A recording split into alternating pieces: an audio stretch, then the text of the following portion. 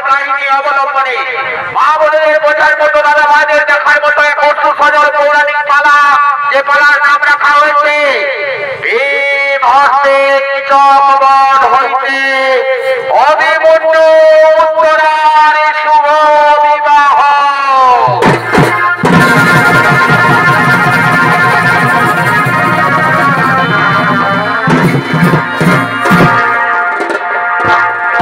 তাই পালা শুরুর পূর্বে পালার সম্বন্ধে কয়েকটি কথা আপনাদের সামনে উত্থাপন করি। আপনারা সকলেই জানেন মহাভারতের পাতায় কৌরব পক্ষের সঙ্গে পাণ্ডব পক্ষের পাশা খেলার প্রতিযোগিতা হয়। শকুনির চালে পরাজিত পাণ্ডব পক্ষকে দুর্যোধন 12 বছরের জন্য বনবাস এবং 1 বছরের জন্য অজ্ঞাতবাসে যাওয়ার নির্দেশ দেয়। 12 বছর বনবাসে অতিবাহিত করার পর পাণ্ডবগণ 1 বছর অজ্ঞাতবাসে কাটিয়েছিল বিরাট রাজার রাজসভায় নিজ নিজ নাম পরিবর্তন করে। যেমন যুধিষ্ঠির কঙ্কবধ নাম ধারণ করেছিল, বল্লভ নাম ধারণ করেছিল ভীমসেন, বৃহদ্রথ নাম ধারণ করেছিল অর্জুন এবং প্রতীক ও তন্তুপাল নাম ধারণ করেছিল নকুল ও সহদেব। অপরদিকে দ্রৌপদী সৌরভীর নাম ধারণ করে বিরাট রাজার রানীর কেশ পরিচর্যায় নিযুক্ত ছিল। সেই 1 বছরের কাহিনী আপনাদের আলো উদ্ভাসিত মহান মঞ্চে আমরা ছৌনৃত্যের মাধ্যমে তুলে ধরছি। তাই শুরু করতে চলেছি নির্দেশিত দিলীপ নাথ পরিচালিত বিনা পানি ছৌনৃত্য বিকাশ কেন্দ্রের সমস্ত ছৌশিল্পী দ্বারা অভিনীত ভীম হস্তে চকবধ হইতে অভিমন্যু উত্তরার শুভ বিবাহ।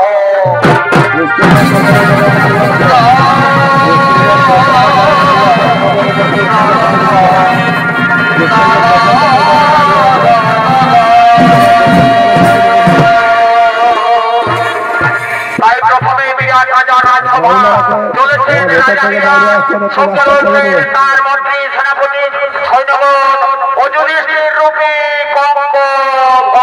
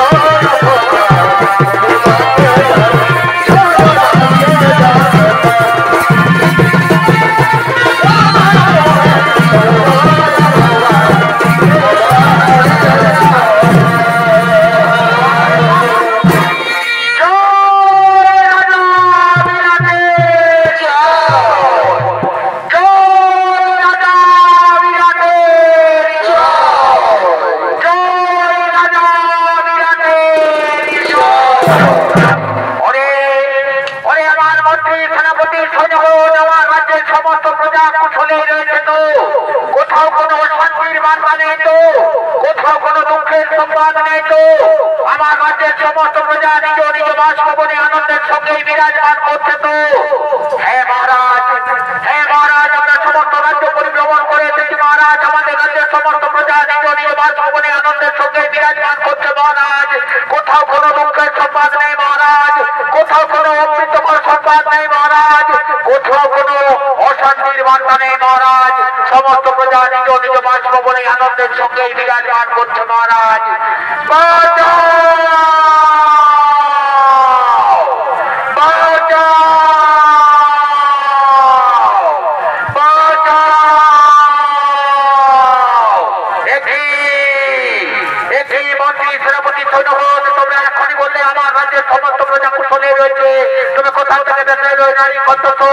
বাঁচাও বাঁচাও রবে চিৎকার করে করে ডাকছে।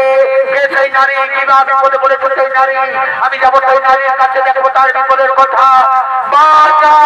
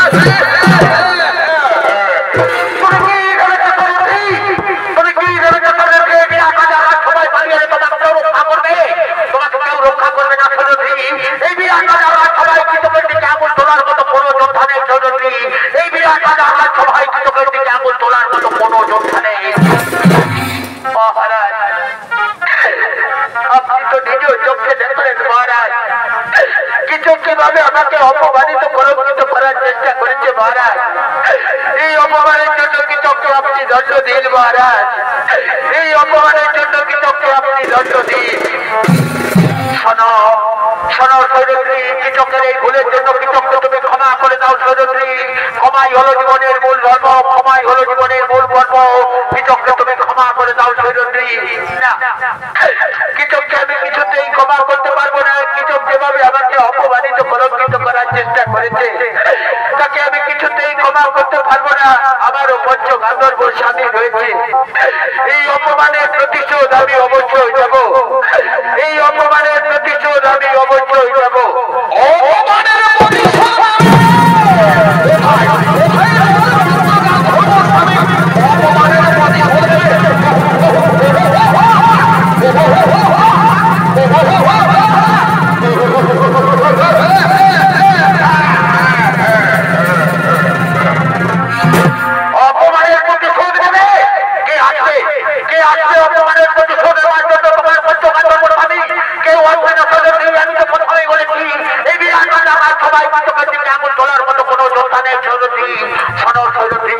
তোমার রূপ ও যৌবনে আমি যখন মোহিত হয়েছি সৈরন্দ্রী, তখন এক না একদিন নিশ্চয়ই আমি তোমাকে আপন করে পাবো সৈরন্দ্রী।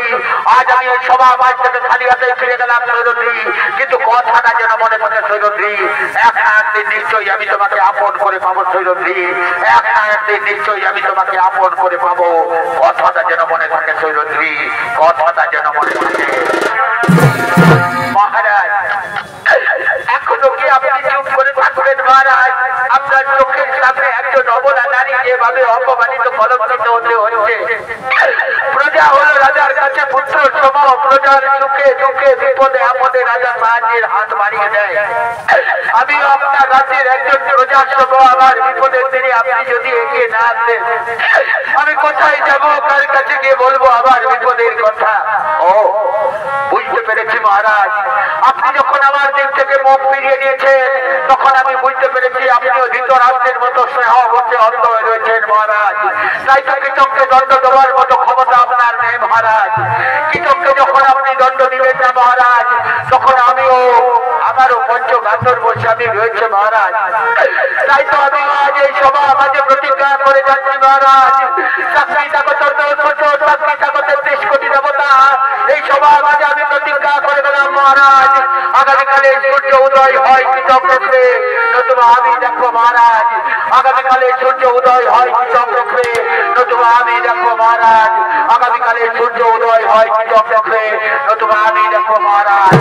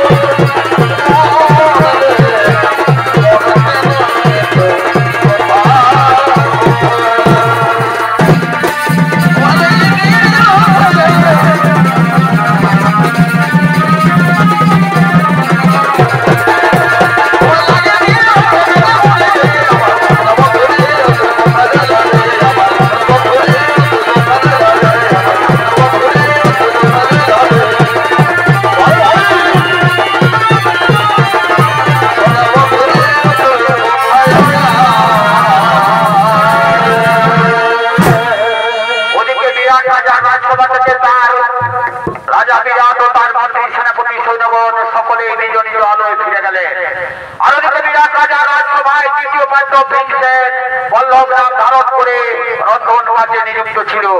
সেই ভীমসেন চলেছেন তার রন্ধনশালার দিকে।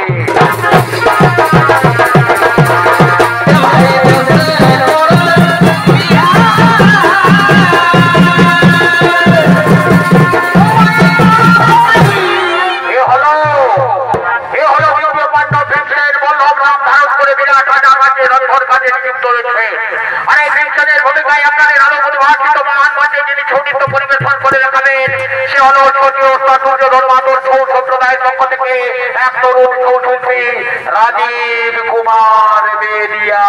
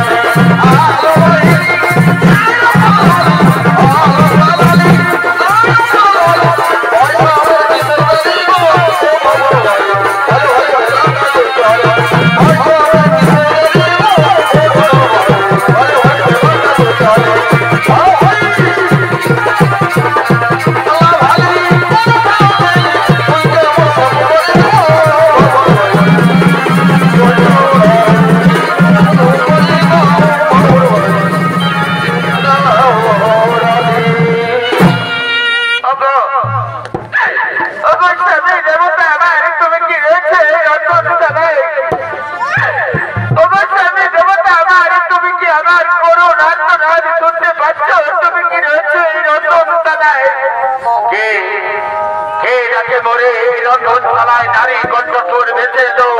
মনে হচ্ছে কোন চির পরিচিত চেনা নারীর কণ্ঠস্বর। সেই নারী কিবা বিপদে পড়েছে সেই নারী। আমি যাবো সেই নারীর কাছে। আমি হলাম হস্তিনাপুরের যুবরাজ।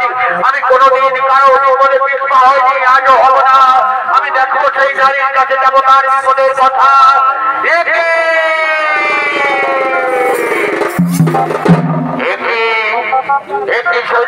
হঠাৎ করে কিবা হয়তো তুমি এই রন্ধনশালায় এসেছো সৈরন্দ্রী। ফিরে যাও, ফিরে যাও সৈরন্দ্রী, এই রন্ধনশালা থেকে ফিরে যাও। যদি তোমাকে কেউ দেখতে পায় তাহলে আমাদের অজ্ঞাতবাস হয়তো আর পূর্ণ হবে না সৈরন্দ্রী। আমাদেরকে পুনরায় যেতে হবে। 12 বছরের জন্য বনবাসে দুর্যোধনের অভিসন্ধি পূর্ণ হবে সৈরন্দ্রী।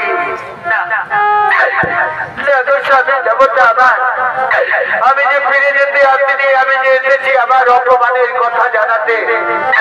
তুমি কি জানো না তোমার মাঝে কিছু আমাকে কিভাবে অপমানিত কলঙ্কিত করার চেষ্টা করেছে? এই অপমানের জন্য তুমি কি কিছু অপরাধ দণ্ড দেবে না? আমি সব জানি, আমি সব জানি। আমি সবার মাঝে কিছু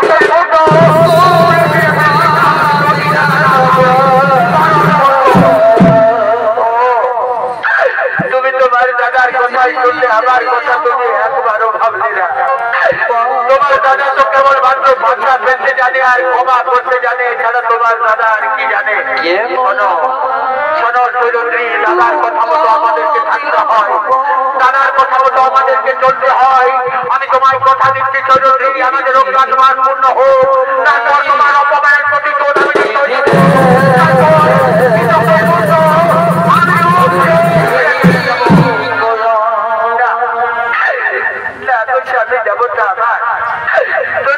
আমি করতে পারবো না।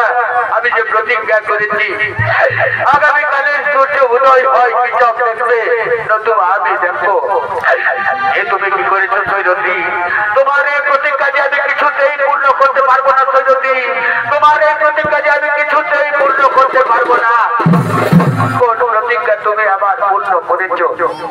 হস্তিনাপুরে যেদিন দুঃশাসন আমার বস্ত্র হরণ করেছিল সেদিনও তো আমি প্রতিজ্ঞা করেছিলাম দুঃশাসনের রক্ত দিয়ে আমি আমার এই কেস যৌথ করবো। তাই তো আজও আমি এই কেস বন্ধন করিনি, এখনো আমার এই কেস খোলা রয়েছে। সেই প্রতিজ্ঞাও তুমি পূর্ণ করোনি।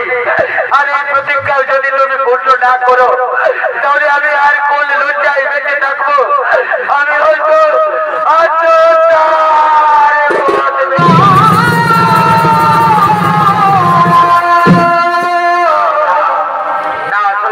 আত্মহত্যার কথা তুমি আত্মহত্যা মহাপাপ সৈরন্দ্রী, আত্মহত্যা মহাপাপ, আত্মহত্যা কাপুরুষের কর্ম সৈরন্দ্রী। আমরা পঞ্চ ভাই থাকতে তুমি এই কাপুরুষের কর্ম কোনোদিন করবে না সৈরন্দ্রী। আমি তো তোমার কথা দিলাম আমাদের অজ্ঞাতবাস পূর্ণ হোক, তারপর তোমার অপমানের প্রতিশোধ আমি নিশ্চয় নেব। তারপর কৃষকের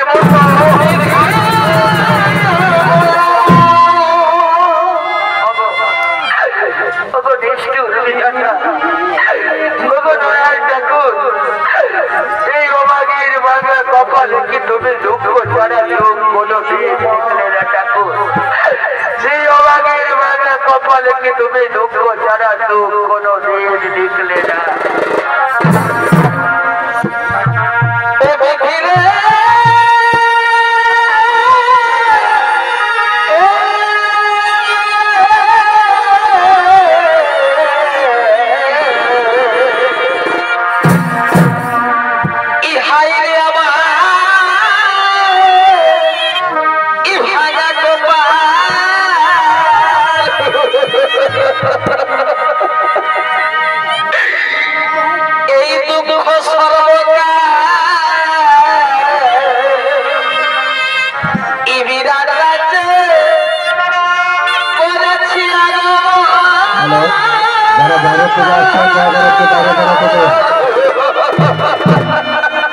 রাস্তায় অযথা কেউ থাকবে না, যারা বাইরে বেরোচ্ছে তারা বরফ থেকে বাইরে যাচ্ছে বেরিয়ে যাচ্ছে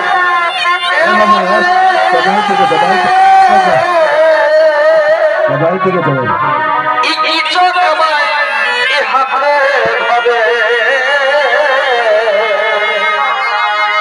রাজ্যসভা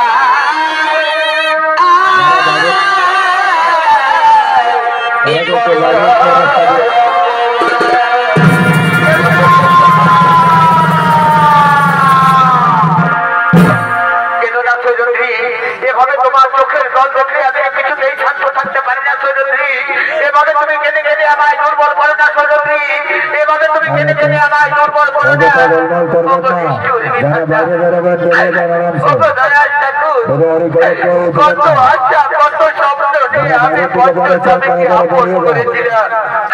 আমি ভেবেছিলাম আমি অন্তিকাপুরের রাজরানী হব, কিন্তু কি পেলাম জীবনে আমি? দুঃখ ছাড়া দুঃখে অভাগীর কপালে কোনোদিন জুটবে না ঠাকুর। দুঃখ ছাড়া দুঃখে জন্ম জন্মান্তর এই অভাগীর কপালে জুটবে না। বাইরে আসার রাস্তা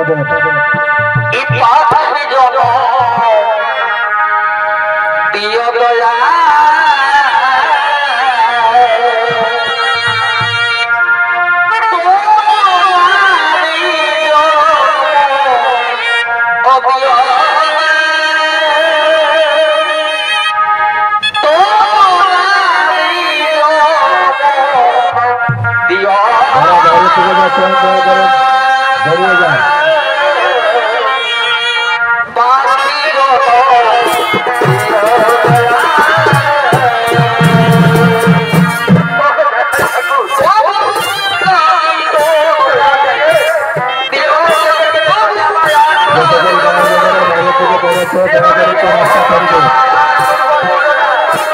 তোমার চোখের জল দেখে যাবে, থাকতে পারি না তোমার চোখের জল দেখে যাবে।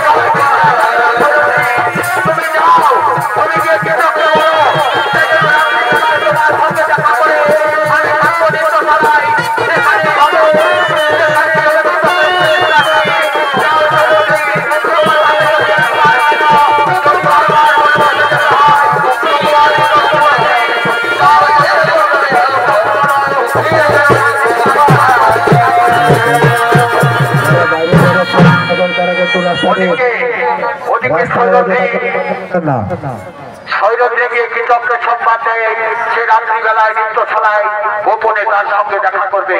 আর এদিকে পূর্ব পরিকল্পিত অনুসারে পূর্বে থেকে নৃত্যশালায় লুকিয়েছিলেন ভীমসেন। আর ওদিক থেকে উন্মত্ত অবস্থায় ছুটে আসছেন কৃষক নৃত্যশালার দিকে।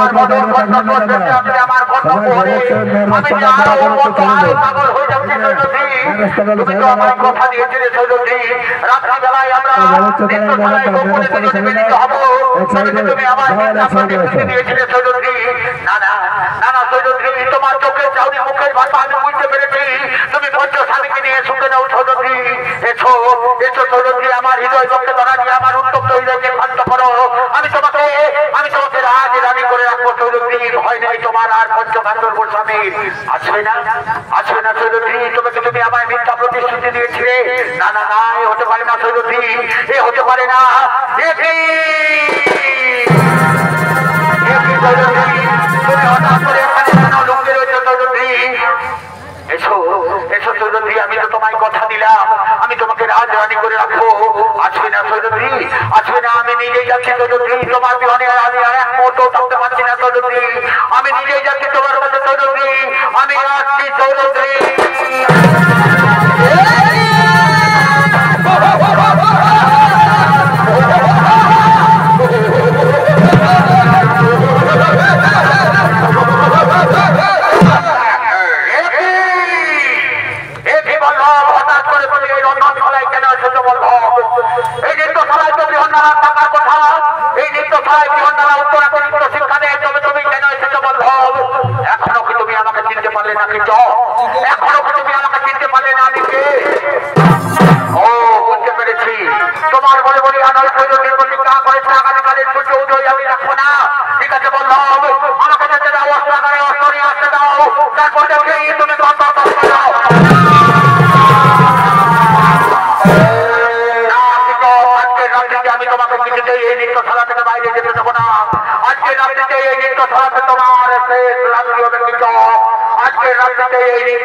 তোমার শেষ রাত্রি হবে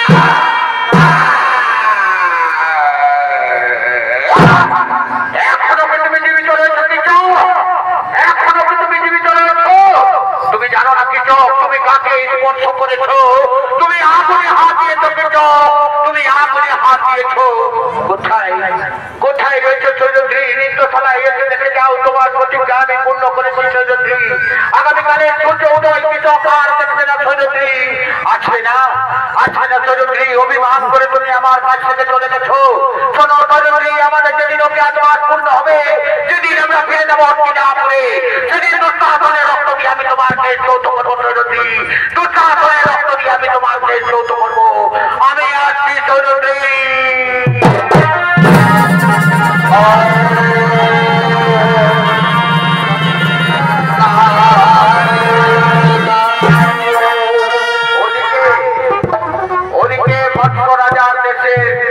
সেনাপতি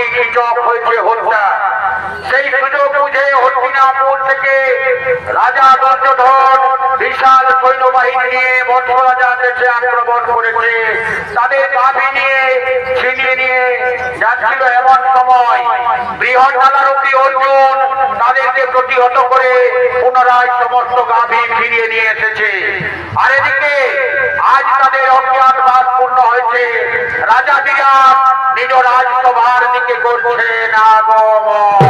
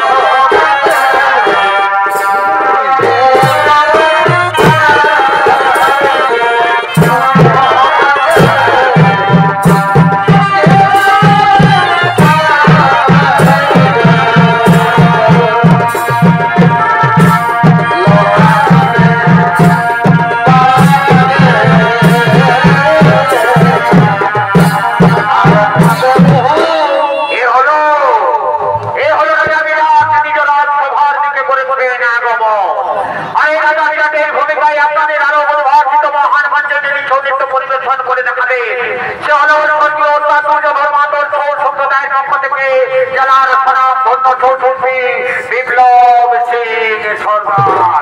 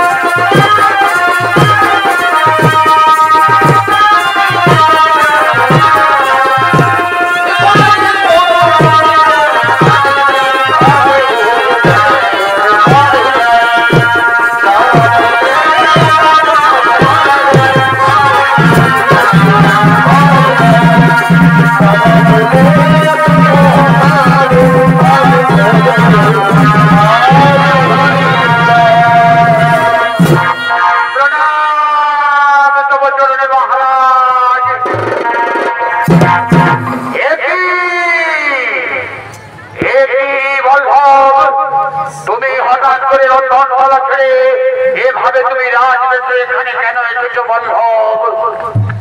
এখনো কি আপনি আমাদের চিনতে পারলেন না মহারাজ? এখনো কি আপনি আমাদের চিনতে পারলেন না? আমি বল্লভ নয়, আমি হলাম দ্বিতীয় পাণ্ডব ভীমসেন।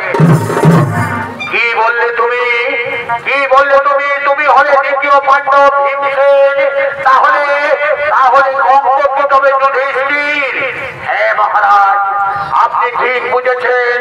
কঙ্ক হল যুধিষ্ঠির, বৃহন্নলা হল অর্জুন এবং প্রতীক ও তন্তুপাল হল নকুল ও সহদেব। সৈন্যটি হল আমাদের পাঞ্চালী। আমাদের অজ্ঞাতবাস পূর্ণ হয়েছে মহারাজ, তাই এরপর আমরা আপনার কাছে বিদায় দিতে এসেছি। শোনো শোনো বল্লভ, শোনো বল্লভ, তোমাদের উপর যে খারাপ কর্ম আমি করেছি এর জন্য তোমরা আমাকে ক্ষমা করে দাও বল্লভ, এর জন্য তোমরা আমাকে ক্ষমা করে দাও। না না মহারাজ, ক্ষমার কোনো কথা নেই। যা কর্ম তা ঘটে গেছে, কাজেই আপনি আমাদেরকে বিদায় দিন মহারাজ। আমরা ফিরে যাবো পুনরায় হস্তিনাপুরে। শোনো শোনো বল্লভ, আমি তোমাদেরকে একটা কথা বলতে চাই। এই কথা যদি তোমরা রাখবে তাহলে আমাদের এই 1 বছরের যে সম্পর্ক তা আত্মীয়ে পরিণত হবে। আমি চাই আমার মেয়ে উত্তরার সঙ্গে অর্জুনের শুভ বিবাহ দেওয়ার জন্য। আপনি কি বলছেন মহারাজ? আমি তা কেমন করে স্বীকার করতে পারি? অর্জুনকে তুমি বলো, শোনো অর্জুন, তুমি কি আমার মেয়ে উত্তরাকে বিবাহ করতে রাজি আছো? না না মহারাজ, এ হতে পারে না মহারাজ। আমি উত্তরাকে নিত্য শিক্ষা দিয়েছি, সে আমার কন্যার মতো, কাজেই আমি তাকে বিবাহ করতে পারি না। তবে হ্যাঁ, আমার পুত্র বিপুন্ন রয়েছে, তার সঙ্গে উত্তরার অবশ্যই বিবাহ দেব, তার সঙ্গে উত্তরার অবশ্যই বিবাহ দেব। এই তোরা কে আছিস? অন্তঃপুর থেকে আমার মেয়ে উত্তরাকে কোণের সাজে সাজিয়ে নিয়ে আয়, আর সমস্ত রাজ্য খবর ছড়িয়ে দে। আজকে আমার কন্যা উত্তরার বিবাহ হবে অর্জুন পুত্র বিপুন্নর সঙ্গে।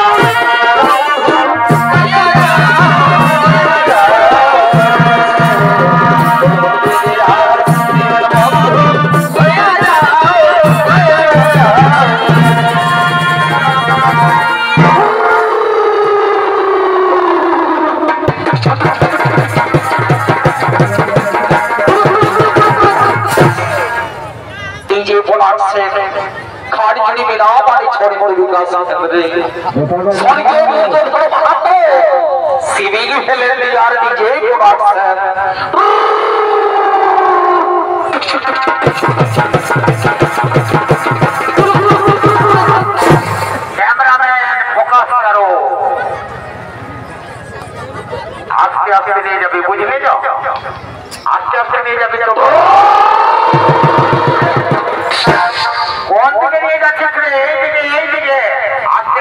পাবি, বুঝলিস না?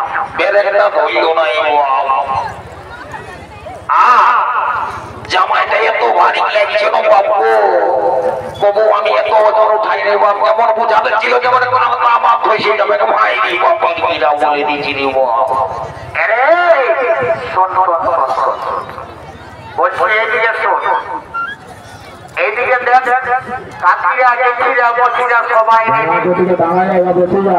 এইদিকে ভালো দেখ, এইদিকে সব কাকারা জেঠারা সবাই রেডি, আর এইদিকে দেখেন এইদিকে কালিন্দিরাও সব রেডি, এইদিকে বরকন্যাও রেডি, কিন্তু এখনো সারা আমাদের পুরো হিসটা বড় ওর এখনো আইলো না, বুঝলি না? দেখলো জলদি করে যা ডাকতে নিয়ে আয়, জলদি করে ডাকতে নিয়ে আয়।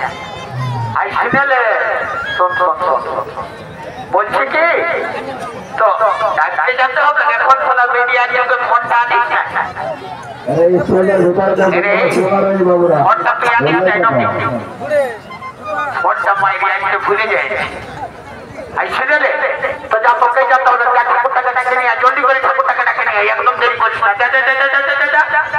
বলে ঠাকুর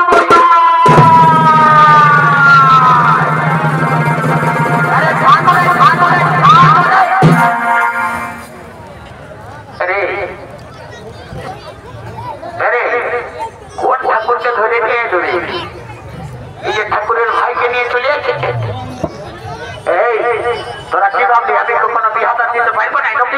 কিভাবে আমি চললি ঠাকুর মশাই তো হাত থেকে শোনো না, ঠাকুর মশাই যাবে না, বাবা যাবে না, চলো বিহাতা দিয়ে নাও। হ্যাঁ রে কি বাবা পরকন্যা গেলে কই রে কি বাবা, এই গেলে কইনা বলে ঠাকুর মশাই তোমার নজরটা বড় খারাপ, এইদিকে দেখতে পাচ্ছ না, এইদিকে বসে আছে না। ও আচ্ছা, হ্যাঁ তো বড় আইলো রে কি বাবা, এত ডিজে বাজলো আর বলছে বড় আইলো। এই তো দেখো আবারও বসে আছে, এইটাই বিয়া করলো লোকে ইশালা রাজো নাই, আলো যাবে বড় বড় নাই, একদম ঢুকে দিয়েছে।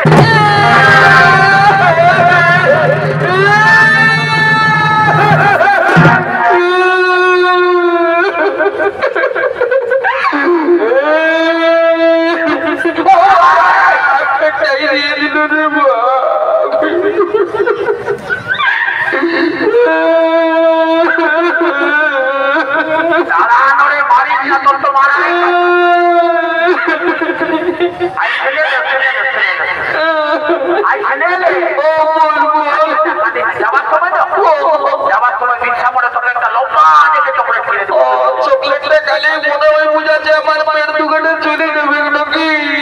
হাই শুনেলে না না আইসক্রিম আছে একটা তোকে চকোবার কিনে দেবো। হ্যাঁ চুষে করে যাবে। আমি কোনো ছোট ছেলে বলি না, ভীষণ চকোবার খাবো।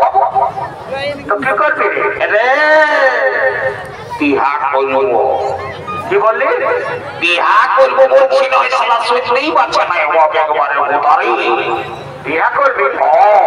আরে শোন, তো বিহা করলে একটা কন্যার দরকার হয়, সেটা জানিস তো? কন্যাটা দেখেছিস? কেন দেখি নাই? আই শুনেলে বরবাবুকে নিয়ে কাঁদকাই করে যখন আলি তখন দেখেছিস না কন্যাটার সঙ্গে দুটা কেমন আছে? ঝিলিমিলি ঝিলির শাড়ি ঝিলিক মারে গেল তো গেল শেষে ছুরি চালাই। দেখেছিস না? হাই ভালো রে, এইদিকে ভালো নেবে জিয়া রঙের শাড়িটা দেখেছিস না? তোদের দ্বারাই তো কিছু হবে নাই বাবা।